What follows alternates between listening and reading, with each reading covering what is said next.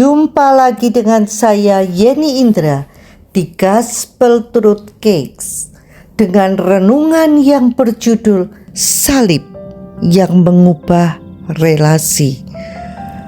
Dulu wajib menjaga jarak 1000 yard, sekarang datanglah mendekat. Apa maksudnya?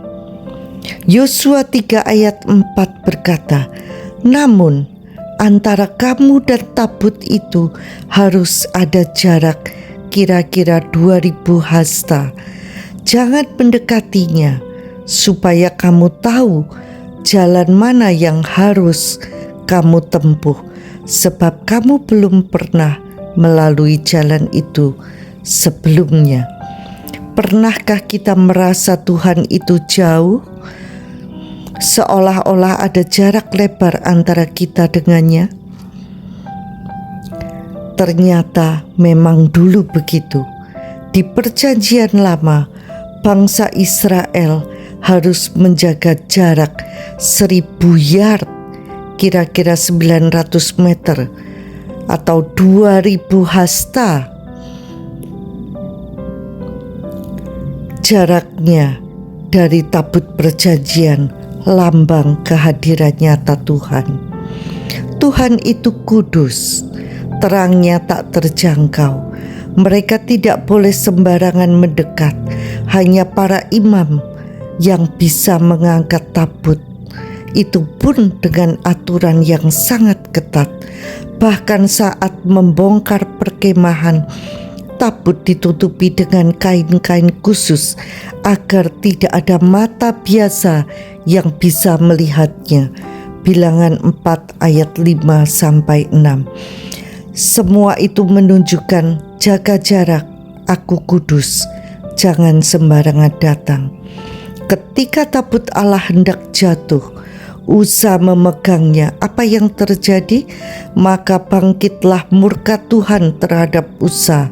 Lalu Allah membunuh dia di sana karena keteledorannya itu. Ia mati di sana dekat tabut Allah. 2 Samuel 6 ayat 7. Oh, itulah sebabnya ada orang Israel yang seumur hidupnya tidak pernah benar-benar melihat tabut itu. Kehadiran Tuhan terasa jauh dan tidak bisa diakses langsung. Itulah suasana Perjanjian Lama. Namun semua berubah saat Yesus datang. Yesus datang membawa undangan baru. Datanglah kepadaku, kamu semua yang letih lesu dan berbeban berat, aku akan memberimu kelegaan. Matius 11 ayat 28. Bukan lagi jaga jarak, tetapi datanglah mendekat. Mengapa bisa berubah total?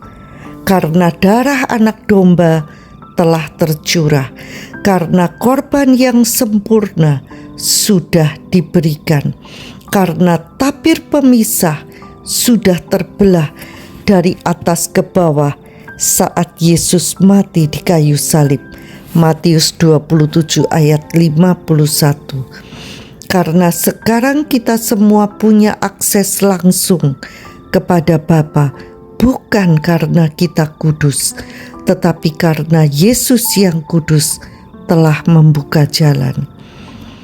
Penulis Ibrani menulis penuh keyakinan, marilah kita dengan penuh keberanian menghampiri tahta kasih karunia, supaya kita menerima rahmat dan menemukan kasih karunia untuk mendapatkan pertolongan kita pada waktunya. Ibrani 4 ayat 16. Dulu, untuk tahu jalan mana yang harus ditempuh, mereka harus melihat tabut dari jauh dan ikut di belakangnya. Tetapi sekarang Roh Kudus tinggal di dalam kita. Kita dipimpin langsung dari dalam, bukan dari jarak 2000 hasta. Bahkan Roh Allah dengan segala kekayaan dan kuasanya berdiam di dalam roh orang yang sudah lahir baru.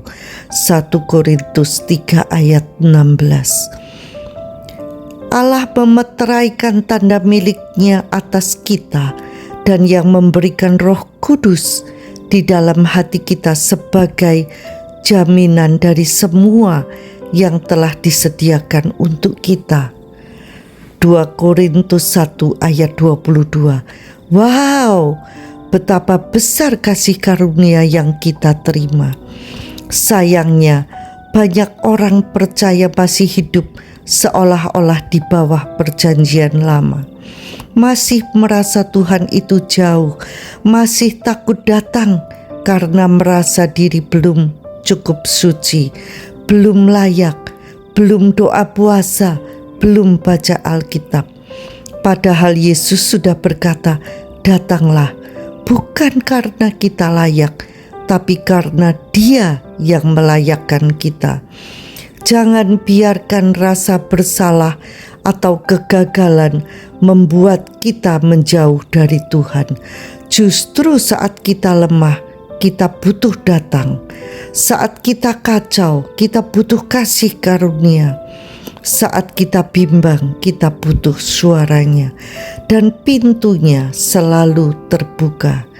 Dulu 2000 hasta, sekarang pelukan kasih. Dulu jangan mendekat, sekarang datanglah dengan keberanian. Dulu hanya imam yang bisa, sekarang kita semua dipanggil menjadi imam bagi Tuhan. Jangan hidup di bawah bayang-bayang hukum Taurat. Hidupilah undangan kasih dari Yesus. Dia berkata, "Datanglah, jangan menjauh lagi."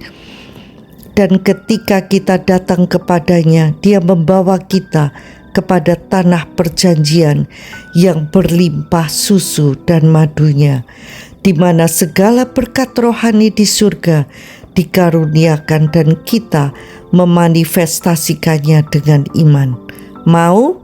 Yuk, sampai jumpa di episode berikutnya bersama Yeni Indra di Gospel Truth Cakes. Tuhan Yesus memberkati.